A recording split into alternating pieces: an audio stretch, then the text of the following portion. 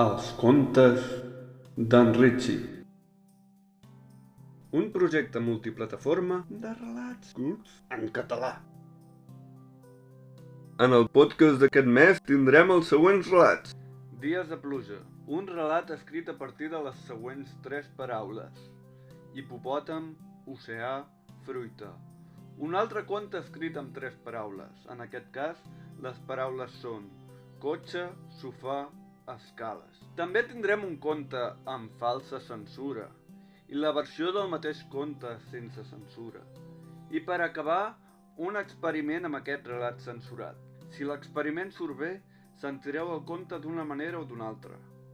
Això dependrà de si el vostre dispositiu té un o 2 altaveus. Ara sí, comencem.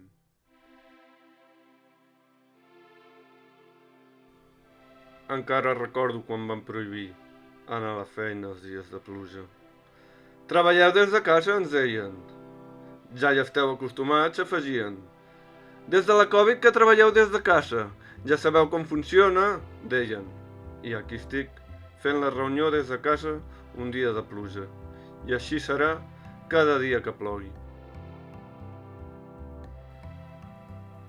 Aquell dia que vaig anar al zoo, vaig veure com un hipopòtam es menjava una fruita. Em semblava una de molt bona, així que quan es va dormir vaig entrar a la seva gàbia, on hi tenia encara més fruites, i en vaig agafar una. En fer-li la primera mossegada, que bona que era! Tot el suc de la fruita em va entrar per la gola. De tant suc que hi havia, semblava que em begués un oceà. Aquell dia, mentre anava a buscar el cotxe, vaig pensar: odio les escales mecàniques, es mouen tota l'estona, i així és impossible netejar-les. A més, si caus, et fas molt de mal, ja que no paran de bellugar-se, haurien de ser toves, com un sofà. Atenció, aquest conte no és apte per a menors de 16 anys. Si en teniu menys, canvieu d'àudio. Gràcies. Aquell matí em vaig despertar malhumorat per culpa del soroll del timbre. Qui podia trucar tant d'hora? Em vaig preguntar. Vaig sortir del llit, vaig mirar per l'espiell de la porta. Era la meva xicota. Aleshores em vaig alegrar. Veig que estàs content, va dir-me ella. Sí, és que és el primer cop que vens a casa meva. He vingut perquè necessito que em facis un favor, va dir. Quin? I va dir. Vull fer un trio i necessito el teu El puc veure? Sí, esclar que sí, passa, passa, com si fossis a casa teva. Mira, és aquí. Oh, que gran que és! El puc tocar? Va dir. Oh, i tant que sí. A quantes persones els has deixat tocar el teu? Va preguntar. Tothom qui entra a la meva habitació acaba tocant el Deus estar-ne orgullós, va dir. Oh, i tant, el vaig heretar del meu pare. Ja veig que presumeixes de i de pare, va afegir. Sense l'ajuda del meu pare, no l'hauria après a tocar. Segur que tard o d'hora algú te n'hauria ensenyat, va dir ella. Sí, potser sí, tu ets una gran professora de... En una altra vida tu hauries sigut la meva professora. Sí, però el meu somni és fer un trio i deixar de donar classes, va respondre. Li vaig deixar el meu que el vam haver de entre els dos. Dies més tard va el trio i així va ser com la meva xicota va muntar un trio amb 2 amigues seves i el meu va ser tot un èxit. La meva xicota va deixar de treballar com a professora de... Aquest conte no és apte per a menors de 16 anys. Si en teniu menys, canvieu d'àudio. Gràcies. Aquell matí em vaig despertar malhumorat per culpa del soroll del timbre. Qui podia trucar tant d'hora? Em vaig preguntar. Vaig sortir del llit, vaig mirar per l'espiell de la porta. Era la meva xicota. Aleshores em vaig alegrar.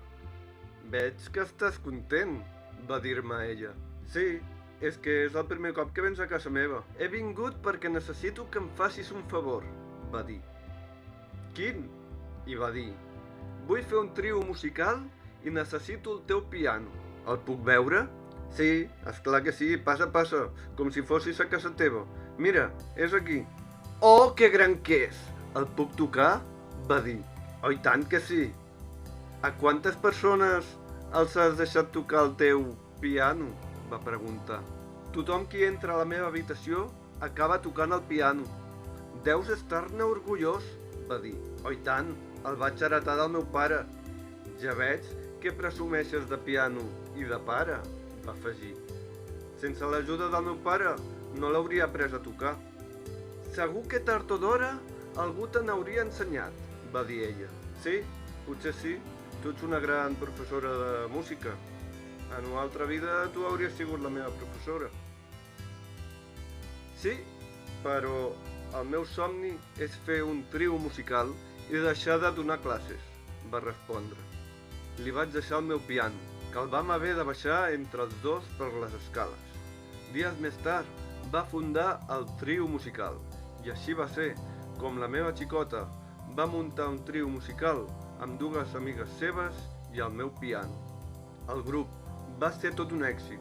La meva xicota va deixar de treballar com a professora de música. Gent, l'experiment és un fracàs.